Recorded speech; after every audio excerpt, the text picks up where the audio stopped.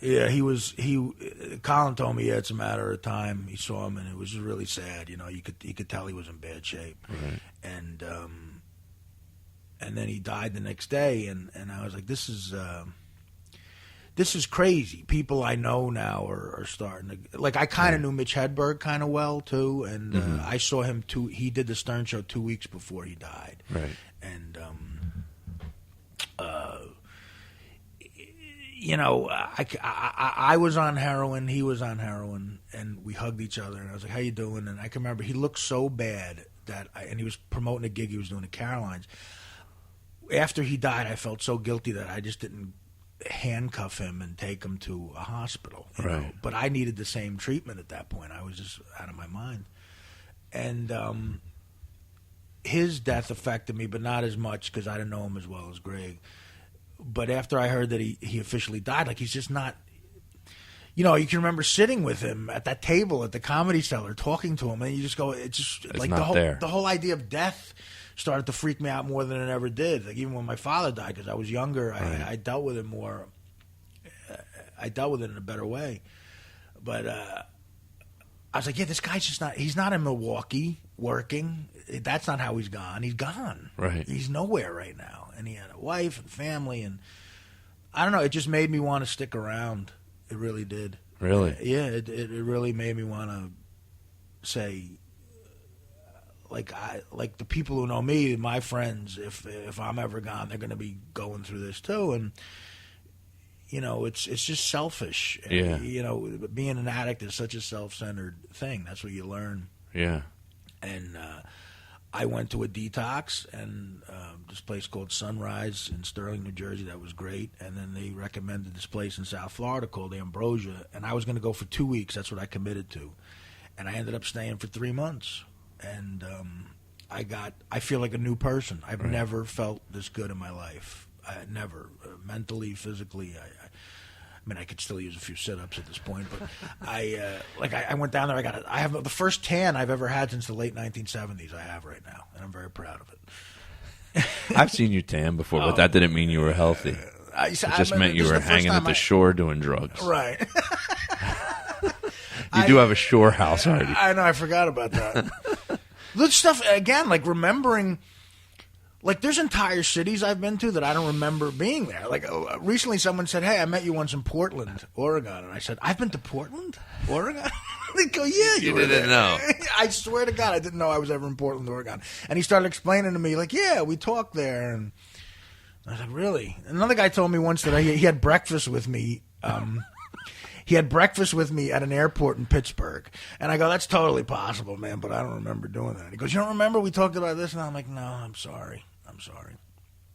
And then he told me he was my cousin, which was really weird. No. So I'm looking forward to maybe remembering stuff. That'll be great. And you're going to meetings now? Yep. Yeah. How many are you going to? I go to a couple a week, which... Same ones, or you just go to different places? I have one by me that I go to that is really good. They want you to get what they call a home group, you know, and...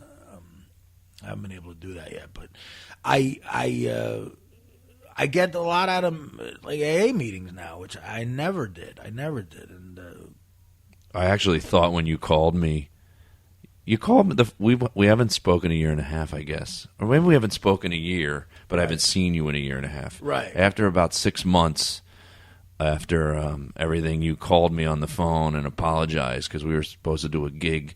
Right. Where believe it or not, we were actually doing that therapy gig where I was producing this show where comedians would perform and a shrink would be on stage and kind of psychoanalyze the comedians comedically after their set. And Artie was going to do it because, once again, like I said at the top of the show, very giving comedian. You were like, you know, if you can make some money. It's kind of like Rocky with Paulie. I guess I was Paulie. Remember how Paulie always like, I can make a few bucks. Yeah. Can I put you the robe with the, what do you have, like a Bales Bonds on the back of his robe or something? No, Bale Bonds is the band who's bad. Oh. It was a meat company. It was a meat company? Yeah. I can't believe I just missed my brother. If he was just listening, just went, you fucking idiot.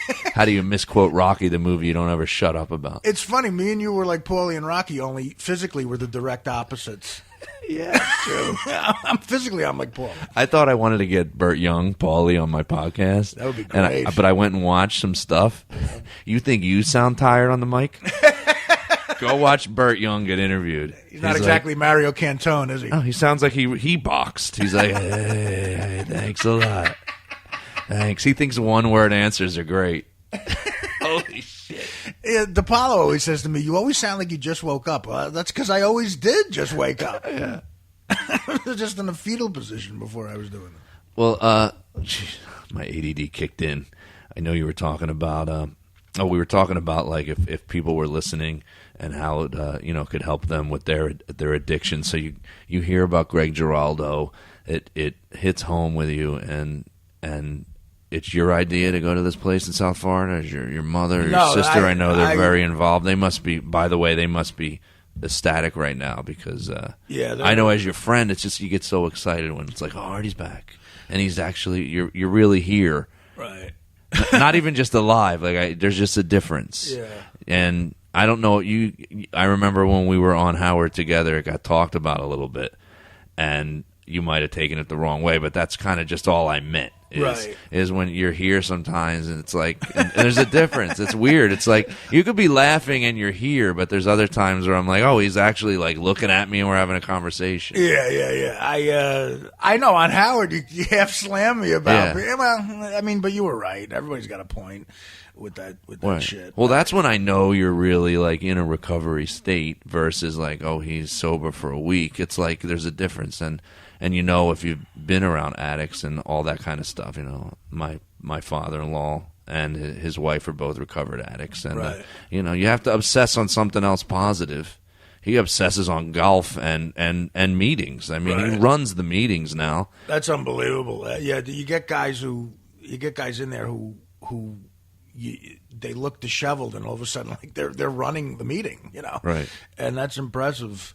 Yeah, and stuff like golfing, and I'm desperately trying to get a hobby. Yeah. You've been saying that since I've known you for 10 years. You didn't understand it. Yeah, I don't.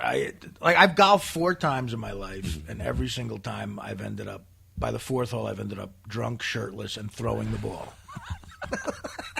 And they get mad at that shit. Well, that's just because you're not used to sucking, and because you're an athlete. So you're like, I suck at this. I don't want to try to get good. Well, and to me, it was just an excuse to drink, And those golf assholes, they all have those rules. Like you can't drive the cart on the green. There are a lot. You know what I mean? Like, I could see guys like you having trouble with the golf course and rules. That's right. My favorite part of the first Jackass movie. What do they do? They go to a country club, and as the guy's putting, they blow one of those. They're in the bushes. One of those horns you hear at a baseball game, like. As the guy's putting, and the guy gets all pissed off, and you can tell the guy's just a complete jerk off. It's like Johnny Knoxville blowing that horn, and the guy fucks up his putt, and you just hear them laughing like, you should know there are places you can go golf where it's like kind of shitty, and there's not as many rules. Like it's called miniature golf. I used to go on.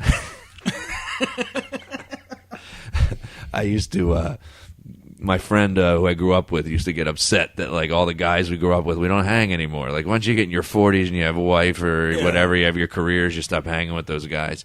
So he moved to like Baltimore, and he was like, well, once a year I'm going to set up this weekend, and we would just go like compete in every sport from Texas Hold'em to golf to horseshoes at the end. I think that was it. Those 3 sports. It was called the Mafia Invitational. That's what it was really called. So it's like your version of the triathlon. Yeah. But literally, I had a couple friends that remind me of what you just said that would bring baseball bats and put them in their clubs and think it was funny. They would lob balls up to each other on the tee and try to see how far they could hit it with a baseball bat. That is funny. It's fun. So you could do that. Yeah. Again, golfing, I always thought I'd be better at. You're right, because you want to if you're good at baseball, golf's one of those things where you just want to instantly be good at it. Like, why do I have to learn how to, the fucking ball in baseball is moving, it's just sitting there. It became more frustrating to me than anything. Just as we're talking, it reminded me of one of my favorite Woody Allen stand-up jokes. Because my father made no money. He was a caddy at a miniature golf course. I remember that one. He was a caddy at a miniature golf course. Yeah, I'd use the putter here. So what do you, if you have not one hobby and you're not drinking and doing drugs, what is your day? Thank God you got this radio show. I know. Yeah, well, I'm writing a second book. Okay, so you're just sitting in your house writing all day? Yeah, and someone like me who's not computer literate, I'm actually writing a book. I'm physically writing it out. And what is this book? Well, it's going to be called Crash and Burn as of right now, and it's going to be about the crashing and the burning that's a working title, but it's going to have a lot of stories where I'm kind of bearing my soul a little bit. And it's all the fucked up shit your whole life, or just in the past there'll year? Be some stuff from my teenage years, and just stuff I remember about my teenage years that I go, yeah, like stories that I would tell. Like, there were kids I looked up to, and I realized that my psyche was screwed up at a young age. There were kids I looked up to who did the most fucked up shit, and I'll tell people stories and go, oh, this guy was my favorite guy when I was growing up because he did this, and then I'll explain something awful at the kid. Then I go, why did you look up to that guy? And I don't know. There was this one kid who his kid's name was Dean Remo, and there was a local department store in my hometown, two guys' department store. They sold everything, and he walked out of there. He stole a canoe, and he just put a canoe on his head and walked out, and no one would figure anyone would ever steal a canoe, so he got away with it. We all thought that was the most amazing thing ever. Like, you stole a fucking canoe. That is great. There was nowhere in our hometown to use a canoe. There was no water, The next day, he got caught stealing the oars. Water. He did. He realized he didn't have the oars for a canoe, so he went back and he stole the oars. He gets clipped stealing the oars by the security guard. And the guy says to him, you didn't by any chance take the canoe yesterday, did you? And he goes, yeah. I go, why did you say yeah? He goes, Art, they had me. Yeah, I'm like, how did they have you? Well, like, they figured it out, Art. They could make the connection. Like, he was, James Cagney in Public Enemy. They had me. Art, they had me. But I just picture this guy he's walking out with oars, and the guy goes, yeah, we checked inventory. We're missing one canoe. Did you take the canoe? And the kid's like, yeah. And guys like that I looked up to. I completely looked up to that. I wanted to be that crazy. I've talked about that in a podcast. I don't even remember what episode it was, like some of the dumb shit that I did. I mean, I did